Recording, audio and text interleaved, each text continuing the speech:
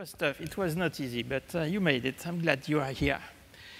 It's one of the first time you speak on, in Cannes and in a public manner, because you just take your new job as a CEO of FremantleMedia. Can you tell us what is your, again, like Marc-Antoine, what is your roadmap? What is your, how do you see this new job right now? How I see my new job? Yeah. So I'm in my new job since 3 months, so give me a couple of more weeks in general. It's, I think, and I had the pleasure of listening to some of your remarks that you brought up. It's for all of us a mega exciting time, because it's all just changing very, very dramatically and very, very quickly. I think we, at the moment, we are starting to live in these two worlds that are developing at the moment. You know, you spoke all the time about the digital and what that means and where the eyeballs are going and the kids. It was last week, we had 3 kids, I mean, at home, 3 kids. 8, 6, 5, 3 boys sitting there. And we have this wonderful new Samsung curved, amazing piece of television. I put on a lovely movie. It was weekend, because they were asking for watching a show. I leave them in the family room. 15 minutes later, I come back. These 3 boys, that screen was off. They all had an iPad on their laps, watching 3 different shows and talking about their shows. And then I wasn't sure what to think about that. You know, it makes you think, definitely. So for us, it is like, on one hand, we are still working in this incredibly powerful world of television. We have these big brands out there, like the X Factor and the Idol and the Got Talent. MIPCOM, Simon Cowell was sitting here, and it was about Got Talent, and there was like this big map, and there were 2 white spots on that world map. 2 white spots where Got Talent wasn't on air. One was Mongolia, and our sales lady for Asia, she placed it in Mongolia. Now they're in casting, and now there's only 1 white spot left, which is North Korea. So that's going to take a little bit while to get Got Talent to Korea. But you see, those brands are incredibly powerful, and they are out there. Okay, they are powerful, they are still powerful, but they are also old. Yeah. So what is your mission today at FMI? Well, the mission is, on one hand, taking care of these beautiful, iconic, familiar brands, which we love because we know them. And on the other hand is building new brands. And when we build new brands from the get-go, we look at them, we look at program concepts and think about, what could be this home for this new concept? Is this commercial free TV? Is it for premium pay TV? Could this be something for the Netflixes and the Amazons of this world? Because you, at that early stage, you start to put different ingredients in your recipe. And it's about different shows for different platforms. At the moment, for instance, you spoke about drama earlier. All American drama now, all the cool writers and showrunners, they want to do this serialized stuff. They want to tell movies in the form of television, 8 episodes, highly serialized, high concepts, bringing us into new worlds. And that's the exciting programming we all love to talk about. And I had the luck of being involved in some of those. You know, we did the Lilyhammer and the Harry Bosch, and now we work with Netflix again on The Return. However, that being said, when you talk to commercial free TV, these shows don't work for them. The serialized drama. They want the closed-ended episodic storyline. They want stuff they can repeat. Do you think it's still the case? It's still the case. It's still the case. I just did my tour around. I was everywhere, and you go to, you speak to M6 TF1 to ProSieben RTL. You talk to the Australian broadcasters, they look at their studio deals, for instance, and then they see there's a lot of more serial, or they look at general at American drama. On their wish list all the way up is, could you get me the new Bones, Navy, NCIS, or whatever else? I'm with you. That might be for a different generation. Yeah. You know, it's like, because that's going to be the next question, seeing your son. It's like, you know, it's like, obviously, that is programming targeting 30 upwards, I would think. But that's still the bulk of the eyeballs on those broadcasters. But again, what are the new, the kind of new super formats you are looking now? What are the big trends you are seeing in the market now? The big trends, so we all work, all the big companies, we all work on the big next supermarket, super formats. It's a question when and how that will come and how it will be. None of us really knows, because on the other hand, you have the broadcasters who are, most of the broadcasters are rather risk averse. So who tries, when we look at the big talent shows, we need like 30, 40, 50 hours of your programming space. Would you give that for a brand new programming idea that hasn't been tested anywhere? That's a big question mark. So what you see at the moment is you see a good amount of like mid-sized new entertainment formats, whether they're game shows,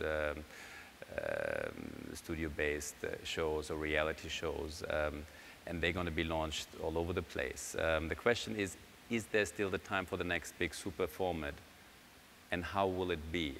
What's going to be the ingredients in there, and what's going to be the role of social media in those, for instance? Sure. I think that's a big trend at the moment that we see, and you spoke about that. You wanted to show us a short clip of the return, and then we will talk about the return, right? Yeah, we're going to talk about the copy of the... Yeah, we talk about what Marc-Antoine said. Can we show the clip? Yeah. Can we watch a clip?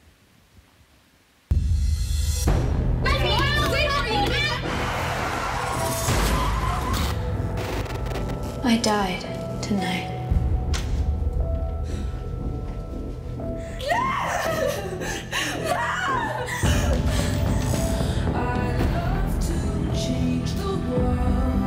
I thought he saw Simon, but I know he's dead. No! Go away! Leave me alone! Leave me alone! Just go away! So I leave it up to you. Are you lost? Why isn't anybody looking for you? Are you afraid of me? I'm afraid of myself.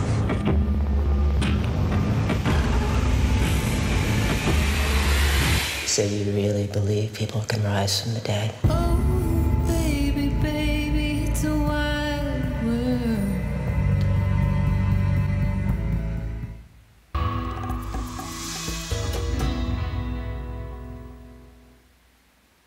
Well, so tell us a story about this scripted new series, because you are working with Netflix on this one. Yeah, so it's based on Les Revenants, the beautiful French original was on Canal+, and I think the next season is coming. I don't watch Canal+. Well, at least they're writing on it. So we saw the format, we believed in the format, we fought very hard in securing the format. And also in the drama space, formats play a very, very important role. I mean, you had the first wave of drama formats coming from the UK. You have like shows like Shameless. You had a couple of Latin formats coming into North America, into remakes like Ugly Betty or Jane the Virgin. And then you had the Killings of this world and the Bridge coming over. And now you have a French format. It's a very powerful format. It is a format where we believe this is perfect for the American market, and then the big question mark for us was who could be the perfect writer on it, and we were able to win Carlton Cuse to write it, and he looked at he loves the French format as well. I mean, we all love the French format, But what we wanted to do then is the first 4 or 5 episodes are pretty much in sync, the American version and the French version. But as of episode 5, we go a completely different route. And when you look at the French show, the end of season 1, I'm not even sure whether it was meant to be a returning series, the way it was written. And then when you come with a remake, obviously you can look at the original and then you can try to, what should we change in order to make it a long-lasting franchise? And then somebody like Carlton Cuse, who wrote for years on Lost, I mean, he's the master in spinning the characters over multiple seasons. So we launched, we are 5 weeks in on A&E. And then we were looking for an international partner. And I was working with Netflix before, and for them it's the ideal show. It's highly serialized, it's very young, the demographic, it's like you see the lead cast, it's exactly the kids they want to have in front of Netflix. It's the kind of storytelling, and we are an independent producer. So when you now talk to Netflix on a show like this, they want to launch in the world. They want to talk global rights with you. And then talking with an independent producer is a lot easier for them than talking to the US studio, because the studios have their deals in all the key territories set up. So that was a big advantage, I think. So they will have a world rights for that. They have a world rights. They go out day and date. So every day we go out with a new episode on A&E. Netflix goes out in a weekly pattern. Okay. So normally you always hear them talking about binge watching, all the episodes out at once. Here they go parallel with A&E, which also for them is pretty good, because then they have this weekly communication with their subscriber, and they could create something like a water cooler. Just staying on this old world versus new world on the distribution side, how the two worlds are merging, is there some big differences? How do there's some very exciting differences. One is in the linear world, in our job in distribution, we pretty well know what's the right stuff for which broadcaster in which territory. Now with the arrival of Hulu and Netflix and Amazon, they do not broadcast in a linear way, so they can test. And for us, they are basically also like a big playground, a test field. So for instance, give you an example, in America, we place a lot of non-English dramas with Hulu and Netflix. Last year we had a German show there called Generation War, a World War II drama. And then we went back and said, like, how did it do for you? How did you like it? They said, we loved it, and the numbers were good. Yeah. So Netflix never tells you exactly the numbers, but they give you an indication, well, that sucked, or this was great. And now we were coming with a new drama called Deutschland 83, which we're going to present here at MIP. That's 81 hours, serialized, and an American writer on it. It's a very innovative way of doing drama in Germany. In February or January, when we looked at the first scenes, the first moving images from the production, we think like, what could we do with this in America? And first we came back, called Netflix and then contacted them, and well, there was interest because Generation War did so well. And then we thought, like, could we get this on linear broadcast? Knowing that certain kind of non-English does really well on SVOD. And then we got in touch with Sundance, who had Les Revenants, talking about copies and remakes for the US market. Long story short, now they are our launch partner on Deutschland in America. So it's the first time we got a German language original drama on American broadcast. And the fact that there was Netflix and Hulu, with whom we had German and non-English drama out there earlier, quite a bit, helped us a tremendous amount. So they are, and not only as test fields, obviously, but we can learn a lot. And I think in general, they also help us that the market is getting a little bit more open. In the drama space this year, you had shows like 1992, you had Gomorrah last year. You have great drama coming from very different European countries, and they have a lot more potential now to get heard, to get seen. Can we talk about the industry now, the consolidation in the industry? Yeah. So what do you think are the strengths in or the weakness in having big, huge giants? Does size matter in your business? Size does matter to a certain point. It's like, I think, as of a certain size, the risk you go is you become slow, you turn inefficient, you have a huge administration going, and you lose the speed at the market. That being said, size does matter, because when you look at television and where it's going in today's world, especially free TV goes more and more local.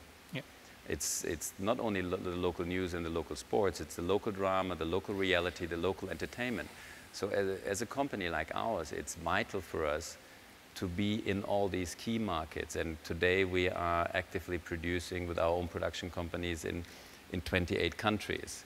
So that is on all continents, obviously. And I could still see that there are 2, 3, 4 other countries, 5 other countries that could be of interest for us to get in there as well with the local production. But there is a certain point where, you know, any growth has to be gradually. Where do you see the balance between being a big, huge company and maybe losing some creativity? And how do you see the balance? What is the right... and we see that some talents are leaving the big companies as well, right? Well, the challenge for companies like ours is internal communication, is the trends in the markets, to have a full development pipeline, get new shows out there. And that's what we do. And as of a certain size, if, I don't know, you take Fremantle times two, that it will probably be very difficult to keep that speed and keep the flexibility. So there is probably a level at some point where you have to pick and choose, like, what's the next right market to go in, here and there? What's the kind of new genre you want to get in? Is there production talent you want to build a production company around? All those thoughts and all those activities we're running.